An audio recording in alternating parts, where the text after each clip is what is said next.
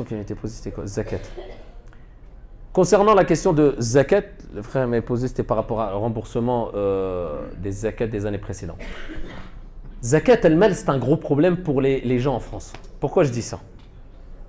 Beaucoup trop ont négligé ce sujet-là. C'est un pilier, rukn min arkan al-islam, on est d'accord. On parle beaucoup de tawhid, alhamdoulilah, on parle beaucoup de salah, c'est évident, on parle beaucoup de ramadan, c'est évident, on parle beaucoup de hajj, c'est évident, mais zakat, c'est comme si ce n'était pas évident chez les musulmans. Quelqu'un qui délaisse le jeûne, on dira, bon, c'est vrai que c'est pas du tout une bonne action, c'est un pilier que tu as abandonné, c'est grave. Quelqu'un qui va abandonner salat, mais par contre, zakat, c'est comme si c'était quelque chose de pas grave. Et des gens confondent entre zakat et as-sadaqa.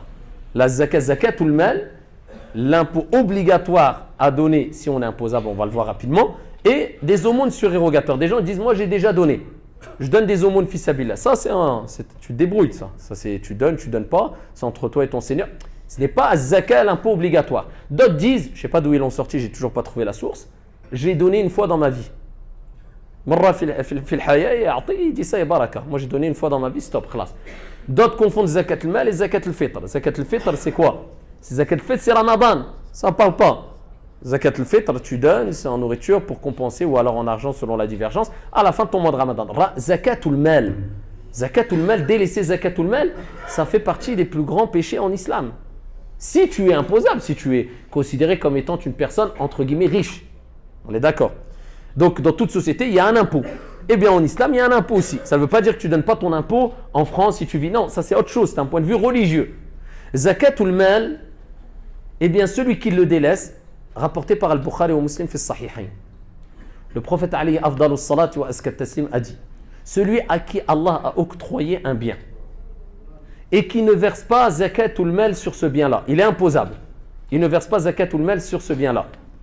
Eh bien, zakat ou le mal se transformera au jour de la résurrection en un serpent avec 2 cornes, qui le serrera et qui dira « Je suis ton argent, je suis ton trésor ».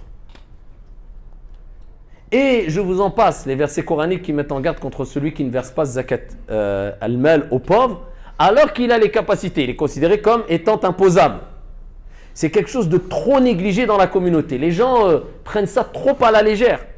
Alors que les savants sont unanimes sur le fait de ne pas verser zakat ou le mal, la zakat une fois dans l'année obligatoire, alors que tu as les moyens, ça fait partie des grands péchés en islam. D'accord? Alors, je ne vais pas rentrer dans les détails, c'est des cours de jurisprudence et les savants dans les écoles juridiques divergent. Ça, je le ferai dans mes cours de fiqh dans les détails. Mais en gros, c'est le fait de sortir 2,5% sur ta richesse une fois qu'une année lunaire s'est écoulée, si tu es imposable, c'est-à-dire si tu as atteint le seuil qu'on appelle An-Nisab. An-Nisab, le seuil minimum, correspond à 85 grammes d'or. Certains disent 84, d'autres 86. 85 grammes d'or. Ça, je parle de zakat al-mal en argent. Hein. Je ne parle pas de, si on parle du blé, si on parle des gens qui ont des champs. Moi, je parle en argent. Si tu as atteint ce qui correspond à 85 grammes d'or, d'autres savants, même chez les Malikites, ils disent on doit prendre comme référence l'argent. Ce qui correspond à 595 grammes d'argent. Et cela pousse plus de personnes à verser zakat, si on prend l'argent. Alors, si on prend l'or, si tu as atteint ce qui correspond en argent à 85 grammes d'or, tu regardes le gramme d'or, le cours du gramme d'or à l'année, tu le multiplies par combien? Ce qui fait, par 85, ce qui fait à peu près, combien? 2500 € à peu près cette année. À peu près, vraiment approximatif, vérifié dans les détails. 2500 € à peu près. On est d'accord? Si tu as atteint ce nisab-là, si tu prends la référence de l'or, si tu prends la référence de l'argent, c'est 595 grammes d'argent. Le cours du gramme de l'argent cette année, c'est à peu près 40 centimes. Ce qui fait à peu près, hein, je n'ai pas les calculs, mais à peu près, regardez, c'est à peu près 230 €. Donc, si tu atteins le degré en grammes d'or, on va dire le nisab en grammes d'or, hein, donc 2000 et quelques euros, ce qui correspond à 85 grammes d'or, tu l'atteins pendant une année lunaire, Pas solaire, ce n'est pas le calendrier hégirien. Lunaire, obligatoirement. Parce que sinon, ça change, ça va changer de quelques jours. Donc, tu vas tout chambouler dans ton calcul.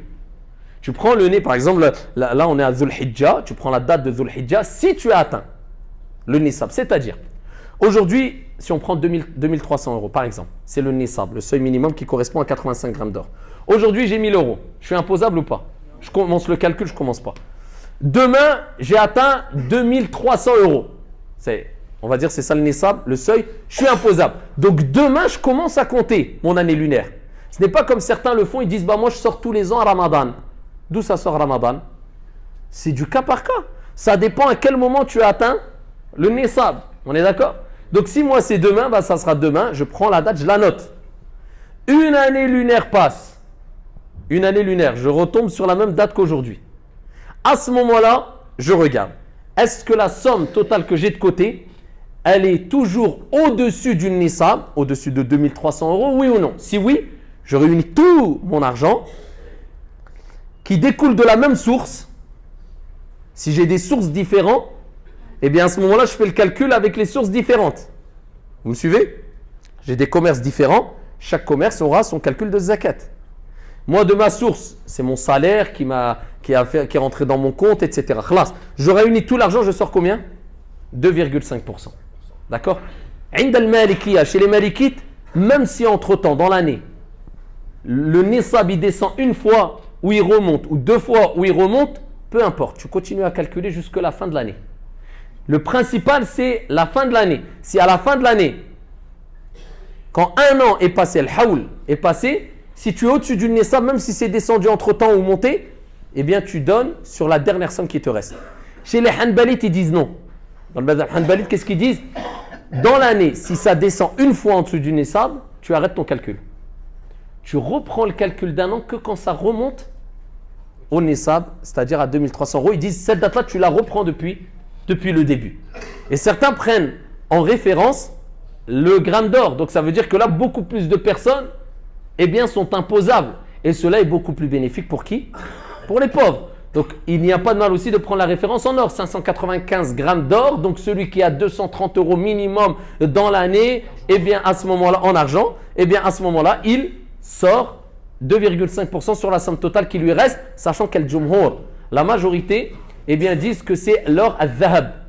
85 grammes d'or, une année passée, tu verses zakat à qui? 8 catégories qui sont mentionnées dans Surat al-Tawbah. D'accord? Al-fuqara, wal-masakin, wal-amilin, alayha, etc.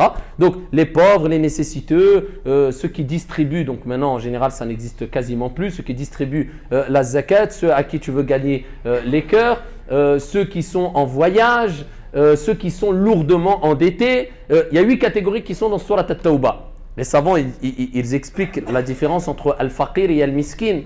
Ils disent al-faqir, c'est celui qui n'a même pas la moitié de ce qu'il lui faut afin de subvenir à ses besoins. Certains prennent la référence le mois d'après les salaires, d'autres l'année. Et ils disent al-miskin, c'est celui qui a un peu plus de la moitié, mais il n'a pas ce qu'il lui faut afin de subvenir à ses besoins. Eux, tu peux donner. Et si c'est de la famille, c'est encore mieux, tu as une double récompense. Parce qu'on commence toujours par la famille. Sauf si ceux-là font partie des personnes envers qui, tu as une responsabilité qui t'impose de leur donner de l'argent en dehors même de la zakat. Comme tes parents, ton père et ta mère. Comme tes enfants. Tu ne vas pas dire mes enfants sont endettés ou alors mes enfants je donne à eux. Non, ça c'est une responsabilité que tu as en dehors de zakat al-mal. Tu ne vas pas attendre d'aider tes parents parce qu'ils sont pauvres. Tu ne vas pas attendre de verser zakat al-mal. Ça c'est ton argent, c'est leur argent. C'est tes parents, c'est tout. Tes enfants, c'est ta responsabilité. D'accord?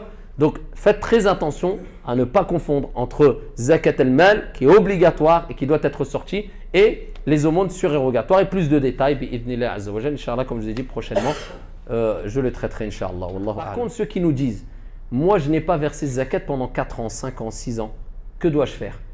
Tu dois rembourser ta dette vis-à-vis d'Allah. Tu dois reprendre le calcul tes comptes au mieux. Fattaqullah mastata'tum. Tu ne pourras jamais faire dans les détails. Tu fais au mieux, soit avec tes relevés de compte, etc. Et tu reviens sur Internet à travers les moteurs de recherche pour savoir en 2017, 2016, 2015, 2013 à combien était le cours de l'or. Et là, tu refais le calcul au mieux. Tu essaies de faire au mieux. Tu regardes la somme et tu les rembourses. Tu ressors zakat. Ah.